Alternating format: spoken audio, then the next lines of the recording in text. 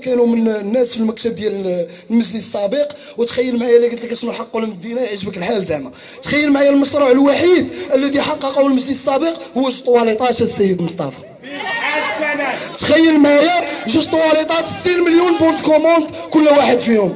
تخيل معايا السيد الوزير الحاجه الوحيده التي يقوم بها المجلس والتي يقوم بها المسؤولون ومسؤولو حزبكم في المدينه هو النهب المال العام وهو الفساد. لقد دخلتم في 2011 ودخلتم في حملاتكم الانتخابيه بشعارات محاربه الفساد. للاسف كنشوفوا ان الان الحكومه هي التي تساهم في الفساد بعينه. زيادات في الاسعار، ارتفاع نسبه العطاله في المغرب، الزرواطه والهاجس الامني اللي كله كيستعمل معنا. وللاشاره لقد كان هناك تدخلين السيد الوزير مؤخرا، واخر تدخل فيهم نصلي عبد ربي في كتفه، وهذا التدخل كان من طرف السلطات الامازيغيه من بعد اننا سنينا ما حضرش اجتماع مع السلطات المعنيه. وبعد مرور الوقت الاول المحدد اللي كان على اساسه غيتم التنزيل ديال المكتسب، بدا واحد التهرب واحد مماطله من طرف السلطه، وعلى اساسها خرجنا الشارع باش احتجوا. ولم يكن هناك رد عند السلطات وعند المخزن في البلاد الا هاجس